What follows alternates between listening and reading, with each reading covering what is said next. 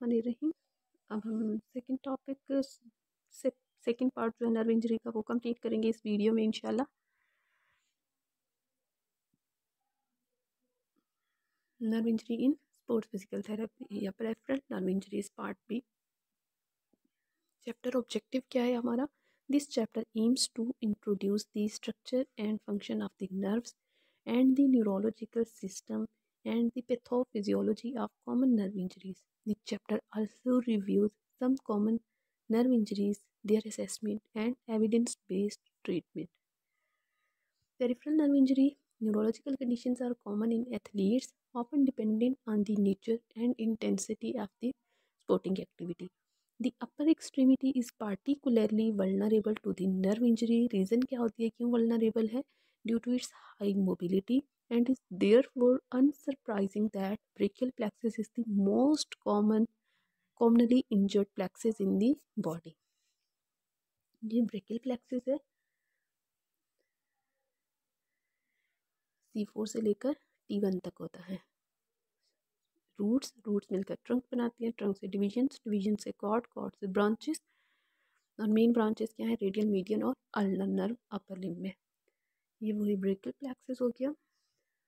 Brachial plexus neuropathy, however in contact and collision sports such as football and rugby, brachial plexus injuries often common। मतलब nerve injuries कौन से sports में ज़्यादा common है? Contact sports में।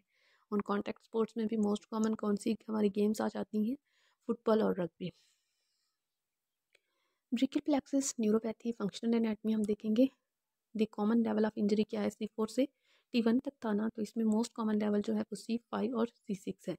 Damage to the other areas of the spinal area can lead to an array of motor and sensory deficit. Of course कोई भी nerve होती है उसमें सेंसरी और मोटर सप्लाई होती है, तो इसमें सेम हमें दोनों डेफिशिएंसीज मिलेंगी। सेंसरी डेफिशिएंसीज भी मिल रही होंगी और मोटर भी मिल रही होंगी। अब हम देख लेते हैं सेंसरी और मोटर कौन कौन सी मिल सकती हैं। अगर तो C4 इन्वॉल्व होगा तो C4 में मसल कौन सा जाएगा? ट्रेपीजियस, मतलब ये मायोटोम गया इसका। शोल्डर और टॉप ऑफ शोल्डर पे इसका डर्माटोम, वो भी जा सकता है। C5 हो गया, इसका अगर हम मायोटोम देखें तो डेल्टाइड मसल जाएगा, रोटेटर कफ्स जा सकती हैं, शोल्डर एबडक्शन जो कराती हैं। और अगर हम इसका डर्माटोम देखें तो उसमें लैटरल, अपर आर्म और डिस्टल रेडियस तक इन्वॉल्वमेंट हो सकती है स्किन की। C6 में बाइसेप है, रोटेटर कफ जो कि एल्बो फ्लेक्शन काज करा रही होती हैं, ये मूवमेंट्स जा सकती हैं। और अगर डर्माटोम की बात करें तो लैटरल फोर आर्म और थंब इन्वॉल्व हो सकता है। C7 का जो मायोटोम है उसमें ट्राइसेप है, एल्बो एक्सटेंशन, और डर्माटोम इंडेक्स और मिडिल फिंगर टिप्स की जो स्किन नर्व सप्लाई है वो डैमेज हो सकती है, वो डेफिशिएंट हो सकती है। C8 में एक्सटेंशन ऑफ फिंगर्स हो सकती है, ये इसका मायोटोम हो गया। और डर्माटोम में डिस्टल थंब की इन्वॉल्वमेंट हो सकती है, फोर्थ और फिफ्थ फिंगर की हो सकती है। Sports specific biomechanics, the following three mechanisms are common to the brachial plexus injury. First mechanism क्या है ब्रेकियल प्लेक्सिस इंजरी का? Traction caused by the lateral flexion of the neck away from the involved side. अगर excessive traction हो गई है lateral flexion में, similar to the mechanism in the birth trauma. अच्छा, second अब इसका mechanism direct impact to the Erb point causing compression to the brachial plexus, often associated with poor lifting shoulder pads. और third mechanism क्या है? Nerve compression caused by the neck hyper extension and ipsilateral rotation. तीन mechanism हो गए। First क्या है? Traction caused by the lateral flexion of the neck away from the involved side। Second क्या है? Direct impact to the Erb point. और third क्या है? Nerve compression caused by the neck hyper extension and ipsilateral rotation. History लेंगे। History में जब भी patient से पूछेंगे तो वो हमें सिम्टम्स बताएगा। Pain in neck, burning sensation उसे होगी between neck and shoulder. Paresthesia की कंप्लेन करेगा पेशेंट। अफेक्टेड एक्सट्रीमिटी में फील वीक और heavy. Symptoms can last anywhere from a few seconds to weeks depending on the extent of injury. Numbness in both upper extremities should alert physician to possible cervical cord injury. अगर तो एक side पे है तो वो brachial plexus है, अगर तो उसे सेम सिम्टम्स दोनों साइड पे आ रही हैं, बाइलैटरल आ रही हैं, तो फिर सस्पेक्ट करना है कि स्पाइनल कॉर्ड इंजरी हुई है सर्वाइकल लेवल पे। फिजिकल असेसमेंट में हमारे पास आ जाता है the physician should keep a high index of suspicion for the potential of cervical fracture or the cart injury in the case of an athlete with any degree of altered level of consciousness. The alert and awake athlete, a full neurological examination is warranted. Assessment of immediate mental status, उसका mental status check करना है। अगर तो cervical fracture है, spinal cord की injury है, तो maybe वो मेंटल स्टेटस हमें अल्टर्ड मिले। सर्वाइकल नर्व रूट असेसमेंट करनी है, motor myotomes dermatomes tenderness over the Erb's point check करनी है, स्पेलिंग टेस्ट करना है। ये टेस्टिंग होगी हमारे पास मिनी मेंटल। अब मेंटल स्टेटस कैसे चेक करेंगे? मिनी मेंटल स्टेट एग्जामिनेशन के थ्रू। इसमें ये डिफरेंट टास्क होते हैं जो हम पेशेंट से करवाते हैं, उससे डिफरेंट क्वेश्चनिंग करते हैं। फर्स्ट क्वेश्चन देखें, इसमें हम 5 चीज़ें पूछते हैं। What is the year, what is the season, date क्या है, डे ऑफ द वीक कौन सा दिन है, और महीना कौन सा है। अगर तो इन पांचों का वो ठीक से आंसर करता है तो उसे हम 5 स्कोर देंगे। वेयर आर वी नाउ, अगर वो स्टेट भी ठीक बताता है, कंट्री भी ठीक बताता है, टाउन या सिटी भी ठीक बताता है, हॉस्पिटल का नाम भी ठीक बताएगा और फ्लोर भी ठीक बताएगा, तो ये भी 5 टोटल बनते हैं। तो अगर वो पांचों चीज़ें ठीक बता देता है तो इसकी भी स्कोरिंग हो जाएगी 5। जितने वो ठीक आंसर करेगा उतनी स्कोरिंग हो जाएगी, मैक्सिमम स्कोरिंग 5 है। थर्ड देखिए, इसमें आ जाता है the examiner names 3 unrelated objects clearly and slowly, then ask the patient to name all 3 of them. The patient response is used for scoring. The examiner repeats them until patient learns of them, if possible, number of trials. 3 ही चीज़ों के उसे नाम याद कराने हैं और वो पूछनी है। अगर तो वो ठीक से रिपीट कर देता है तो ये 3 स्कोरिंग हो जाएगी। अच्छा, I would like you to count backward from 100 by 7। 100 से वो 7 को डिडक्ट करे 5 टाइम्स, तो ये सब्ट्रैक्शन वो 5 टाइम्स करेगा। अगर तो वो ठीक से कर रहा है तो इसकी भी स्कोरिंग हो जाएगी 5। अच्छा, नेक्स्ट क्वेश्चन हमारा आ जाता है कि जो हमने उसे 3 ऑब्जेक्ट्स के नाम बताए थे, क्या वो रिकॉल कर सकते हैं उन तीनों नाम्स को? अगर तो वो कर लेता है तो इसकी भी स्कोरिंग हो जाएगी 3। अगर वो बिल्कुल नहीं कर सकता 0। अगर वो 1 या 2 के बता सकता है नाम तो उसी के अकॉर्डिंग उसकी स्कोरिंग हो जाएगी। Shows the patient two simple objects, जैसे कि रिस्ट वॉच है, पेंसिल है। Ask the patient to name them. 2 ही चीज़ों के हमने नाम पूछे हैं तो 2 इसके स्कोर हो जाएंगे। Repeat the phrase no ifs और बर्ड्स, एक ही फ्रेज़ है, एक ही बार उसने रिपीट करनी है तो स्कोर 1 हो जाएगा। Take the paper in your right hand, fold it half and put it on the floor. इसमें उसने क्या करना है? 3 ही टास्क करने हैं। पेपर को राइट हैंड में पकड़ना है, सेकंड नंबर पे उसे फोल्ड करना है, थर्ड पे उसे फ्लोर पे पुट करना है। तो अगर तो वो तीनों काम ठीक से कर लेता है, इसे भी हम 3 स्कोर दे देंगे। Please read this and do what it से। फिर हमने उसे एक पर्ची देनी है, जो भी इंस्ट्रक्शन उस पर लिखी हुई होगी वो परफॉर्म करेगा। सपोज उसने वो पर्ची ओपन किया और उस पर लिखा हुआ था क्लोज योर आइज़। अगर तो वो ठीक से ये जो डिमांड थी, जो वो उसे हमने इंस्ट्रक्शन दी थी, वो फॉलो कर लेता है तो 1 स्कोर हो जाएगा। Makeup and right a sentence about anything, कोई एक सेंटेंस को बनाएगा तो 1 score. Please copy this picture, तो ये भी 1 स्कोर हो जाएगा। मिनी मेंटल स्कोर की टोटल स्कोरिंग जो है वो 30 होती है। अगर तो जितनी ज़्यादा स्कोरिंग होगी उसका मेंटल स्टेटस उतना अच्छा होगा, जितनी कम स्कोरिंग होगी उसका मेंटल स्टेटस उतना कॉम्प्रोमाइज्ड होगा। अब हम देखते हैं सर्वाइकल रेडिकुलोपैथी को। अगर तो C5 लेवल की सर्वाइकल रेडिकुलोपैथी है तो इसमें हमें डेल्टॉइड बाइसेप की वीकनेस मिलेगी और बाइसेप रिफ्लेक्स जो है वो डिमिनिश्ड मिलेगा। अगर C6 लेवल की रेडिकुलोपैथी है तो इसमें ब्रेकियोरेडियलिस और रिस्ट एक्सटेंशन की वीकनेस मिलेगी। ब्रेकियोरेडियलिस रिफ्लेक्स जो है वो डिमिनिश्ड मिलेगा, पैरेस्थीसिया मिल रहा होगा थंब में। अगर तो C7 लेवल की रेडिकुलोपैथी है तो इसमें ट्राइसेप एंड रिस्ट फ्लेक्शन की वीकनेस मिलेगी। ट्राइसेप रिफ्लेक्स जो है वो डिमिनिश्ड मिलेगा। Paresthesia in the index, middle and ring finger. C8 radiculopathy पे अगर है तो इसमें weakness to the distal phalanges, flexion of the middle and index finger, difficulty with fine motor function, paresthesia in the little finger. ये हमारे पास अर्ब points हो गया, जो कि हमने ब्रेकियल प्लेक्सिस की मैकेनिज्म में देखा था कि अगर डायरेक्टली कोई भी ब्लो हुआ है एल्ब पॉइंट पे तो ये चीज़ भी लीड कर सकता है ब्रेकियल प्लेक्सिस इंजरी को। मिड क्लेविकल के थोड़ा सा ऊपर। अच्छा, नेक्स्ट ये स्पर्लिंग टेस्ट है, ये भी हमारे फिजिकल असेसमेंट में आ जाता है। The purpose of Spurling test is to produce the symptoms of the brachial plexus injury by the manipulation of the neck. ये ब्रेकियल प्लेक्सिस इंजरी को कंफर्म करने के लिए हम करते हैं। Positive Spurling test successfully reproduces the patient symptom. किस तरह से परफॉर्म करते हैं? ये स्पर्लिंग टेस्ट हो गया, पेशेंट अफेक्टेड साइड पे साइड फ्लेक्शन करेगा और नेक पे एक्सटेंशन करेगा, और ऊपर से हमने क्या करना है, फोर्स अप्लाई करनी है। अगर तो पेशेंट के सिम्टम्स प्रोड्यूस होंगे तो इसका मतलब है उसी साइड के ब्रेकियल प्लेक्सिस की इंजरी है। अगर कोई सिम्टम्स नहीं है तो नहीं होगी इंजरी। स्टिंगर सिंड्रोम है सेकेंड कंडीशन, अपर लिम्ब में जो नर्व्स की वजह से प्रोड्यूस हो सकती है। The superior trunk of the brachial plexus, जिसमें C5 एंड C8 आ जाता है, is thought to be the structure injured in this syndrome. More common in young adults who participate in these sports and particularly in the contact sports. Injury biomechanics क्या है? The head and shoulder of the symptomatic side have been forced in opposite direction to each other. Another mechanism of injury in the Stinger syndrome is whereas compressive force forces the head and neck into the posterolateral corner, causing the nerve root compression and thereby injury. एक में क्या होगी, excessive stretching हो गई, दूसरे में क्या है, कोई भी कॉम्प्रेशन हो गई, और थर्ड में क्या है, थर्ड जो मैकेनिज्म है स्टिंगर सिंड्रोम में, finally the injury to the brachial plexus can occur as the result of direct blow. जैसे कि हमने देखा था पीछे डायरेक्टली अर्थ पॉइंट पे जो हो रहा था। ये फर्स्ट मैकेनिज्म हो गया जिसमें हम देख सकते हैं एक्सेसिव स्ट्रेचिंग की वजह से। सेकंड में क्या है, एक्सेसिव कंप्रेसिव फोर्सेस की वजह से हो सकता है, और सी जो है और बी पार्ट में हम देख सकते हैं कोई भी डायरेक्ट ब्लो हुआ है। How to assess the brachial plexus, इसमें ये तीनों में से कोई एक मैकेनिज्म हमें पॉजिटिव मिल रहा होगा।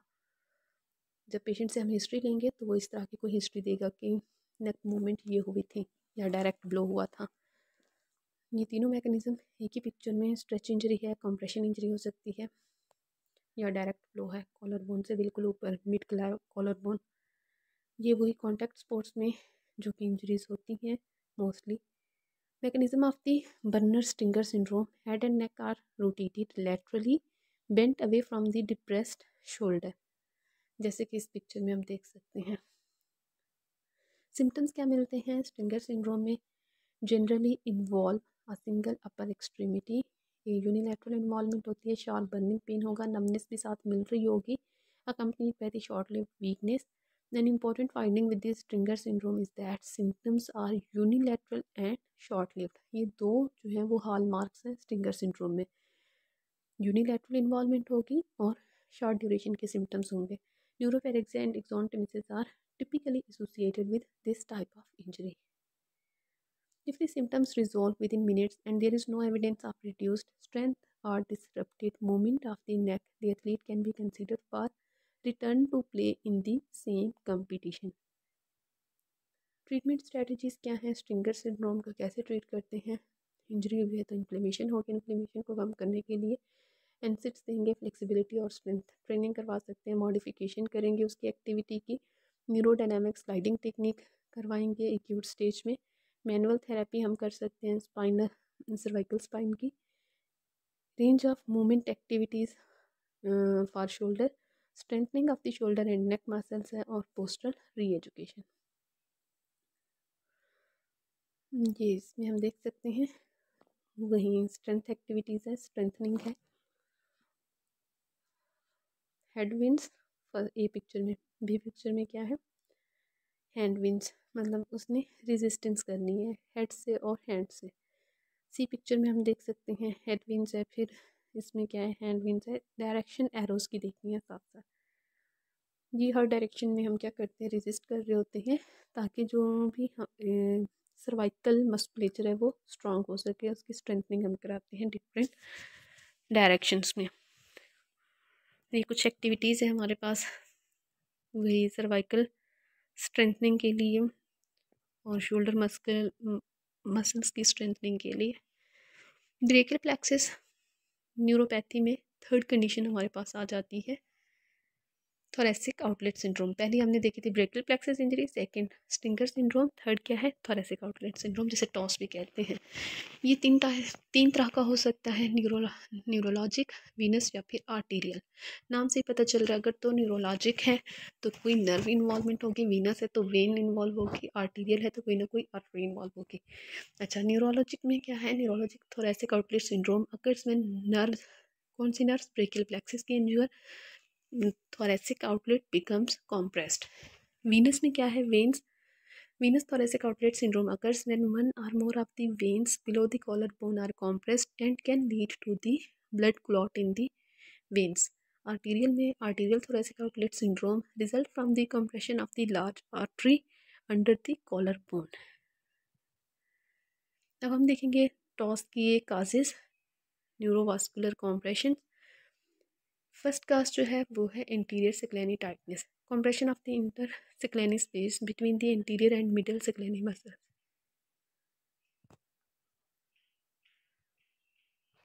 सेकेंड है हमारे पास कोस्टोक्लेविकुलर approximation, compression in the space between the clavicle and the first rib and muscular ligamentous structure in the area,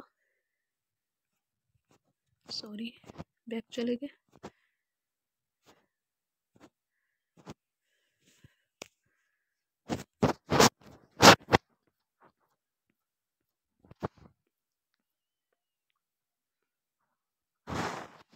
जब हम काजेस देख रहे थे न्यूरोमस्कुलर कॉम्प्रेशन के, सेकंड काज कोस्टोक्लेविकुलर अप्रोक्सीमेशन, नाम से पता चल रहा है कोस्टो में इंक्लिप्स होता है, क्लेविकल कॉस्ट, अगर फर्स्ट रिब और क्लेविकल के दरमियान स्पेस कम हो जाए तो क्या होगा, muscular and ligamentous structure in the area probably from the postural deficiency or the carrying heavy objects. Third इसमें मैकेनिज्म क्या है, pec minor tightness, compression beneath the tendon of the pec minor under the coracoid process may result from repetitive movement of the arm above the head, shoulder elevation and hyper abduction। ये toss हो गया, toss में nerve की involvement, brachial plexus की involvement. ये हमारे पास normal anatomy हो गई, नर्व, आर्टरी और वेन तीनों चीज़ें पास कर रही हैं टॉस से, थोरेसिक आउटलेट से। ये सिक्लेनी ट्राइंगल हो गई, ये हमारे पास पेक माइनर हो गया, पेक माइनर की टाइटनेस उसके टेंडन के अंडरलाइन, ये चीज़ लीड कर सकती है टॉस को, इंटीरियर सिक्लेनी और मिडिल सिक्लेनी के दरमियान से ये पास कर रही है नर्व, और इसमें क्या है, C5 के नीचे से पास कर रही है नर्व। अच्छा, इसके लिए कुछ फिजिकल टेस्ट होते हैं, स्पेशल टेस्ट है हमारे पास टॉस को रूल आउट करने के लिए। पहला टेस्ट है ईस्ट टेस्ट, या फिर इसे हैंड्स अप टेस्ट भी कहते हैं। इसमें जैसे कि पिक्चर में भी नज़र आ रहा है, the patient brings their arms up as shown with the elbows slightly behind the head. The patient then opens and closes their hands slowly for the 3 minutes. A positive test is indicated by the pain, heaviness, or profound arm weakness or numbness and tingling of the hand. Second test है हमारे पास, जैसे Edson test या फिर सिक्लेनिक manual भी कहते हैं। साथ picture भी है, इस पिक्चर को फोकस करना है। The examiner locates the radial pulse, सबसे पहले तो रेडियल पल्स को लोकेट करना है। The patient rotate their head towards the tested arm and lets the head tilt backward, extends the neck, while the examiner extends the arm. The positive test is indicated by disappearance of the pulse. अगर तो pulse ही खत्म हो गई तो इसका मतलब है कि आर्टरी इन्वॉल्व हुई, आर्टीरियल टॉस है। इसमें अगर नमनेस, वीकनेस मिल रही है तो ये इंडिकेट करेगा न्यूरोलॉजिकल टॉस को। अच्छा, नेक्स्ट है हमारे पास अब ट्रीटमेंट टॉस का, कैसे ट्रीट करते हैं। सबसे पहले तो local heat and programme which address the postural retraining, shoulder strengthening and stretching exercises. All of exercises should be performed slowly and carefully. Each position is assumed smoothly to the point where a stretch is felt intensely but with no pain. Hold the stretch for 30 seconds and then gently and slowly release it. Wait 10 seconds and repeat the stretch 3 to 5 times. If the stretches increases the symptoms, do not continue.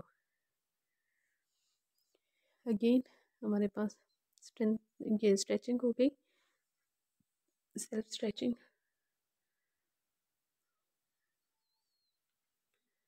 Next है हमारे पास fourth condition, axillary nerve.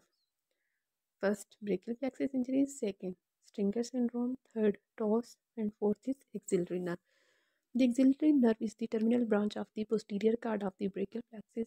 Axillary nerve injury is a well-known complication of interior glenohumeral joint dislocation, whereby on dislocation on humeral head moves into the infra-articular fossa. The axillary nerve damaged, shoulder weakness मिलेगी. इसमें हम देख सकते हैं coracoid process, acromion है, glenoid fossa of the scapula. ये dislocation की वजह से axillary nerve damage, proper dislocation हमें नज़र आ रही है, शोल्डर डिसलोकेशन. अच्छा, मैकेनिज्म ऑफ इंजरी देखेंगे. एक्सिलरी नर्व का resulting in stretching of the nerve around the humeral head and tensioning propagating to the infraclavicular brachial plexus. Blunt trauma to the anterior or lateral aspect of the shoulder, typically seen in tackling during rugby. Treatment: restoring full range of motion at the shoulder is priority in the conservative treatment for axillary nerve. Second, strengthening exercises for the rotator cuff and periscapular muscles should also be undertaken. और third, nerve gliding exercises. ये different exercises हो गई axillary nerve के लिए. Strengthening exercises, weight bearing कर रहा है patient और थेरापैंड यूज़ करते हुए. ये रेडियल नर्व ग्लाइड्स हो गए. सिट और stand with your body in relaxed position. Drop your shoulder down. Rotate your arm to palm out and bend the wrist up. Tilt your head away from the arm you are stretching. Continue to lift the arm up and away from the body, keeping your wrist flexed and head tilted. Stretch only until you feel tension. Hold for 10 seconds. Repeat 5 to 10 times.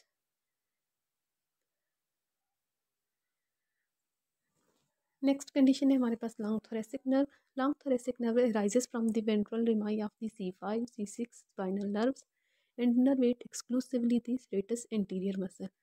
Consequently, traction or stretch of the long thoracic nerve, such as extreme exertion of the shoulder gilder, is a common mechanism of injury for this structure. ये serratus anterior. Long thoracic nerve injury का mechanism: maintaining the static posture that keep the shoulder gilder elevated for long periods is an alternate way in which the injury to the long thoracic nerves occur. This is evident in patients with Saturday night palsy. Saturday night palsy में radial nerve की injury होती है, लेकिन ये वाली injury भी हमें साथ एसोसिएशन में मिल रही होती है, मतलब लॉन्ग थोरेसिक नर्व के साथ radial nerve injury. Clinical finding क्या मिलेगी? विंगिंग ऑफ स्कैपुला, ये हॉल मार्क होता है, क्लिनिकल फाइंडिंग है ये हमारी most important. Scapula winging is the most prevalent clinical finding associated with injury to the long thoracic nerve. An ache or burning pain in the posterior shoulder with associated weakness in the arm elevation and abduction is an early finding. Having difficulty performing overhead activities. ये winging of scapula में नज़र आ रहा है. इसमें patient से कहना है कि वो वॉल पुशअप करे. वॉल पुशअप जब वो करेगा तो अफेक्टेड साइड पे ये प्रोमिनेंट स्कैपुला मिलेगा. ट्रीटमेंट है. Treatment strategies for the long thoracic neuropathy involve rest and avoidance और modification of the aggravating activities, maintaining shoulder range of motion and increasing the strength of trapezius and rhomboids. ये different exercises हो गई long thoracic nerve के लिए, स्ट्रेटस interior के लिए. Strengthening activities, ये winging of scapula को ठीक करने के लिए रोलर यूज़ करते हुए lay down with your back on the floor. Place a foam roller underneath your upper back and cross your arm in front of you, protracting your shoulders. This will be your starting position. Raise your hips off the ground, placing your weight onto the foam roller. Shift your weight to one side at a time, rolling over your middle and upper back. Pause at points of tension for 10 to 30 seconds. Again, strengthening activities. Strengthening by using TheraBands.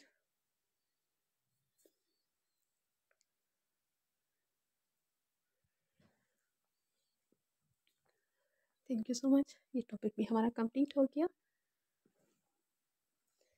इस second part में हमने देखी है upper limb में most common nerve injuries कौन कौन सी देखी हैं। सबसे पहले ब्रेकियल प्लेक्सिस इंजरी थी, स्टिंगर सिंड्रोम था, फिर हमने थोरेसिक आउटलेट सिंड्रोम देखा है, उसके बाद हमने एक्सिलरी नर्व की इंजरी देखी है, और लास्ट में हमने देखा है लॉन्ग थोरेसिक नर्व की इंजरी। फिफ्थ कंडीशन हमने कर ली हैं।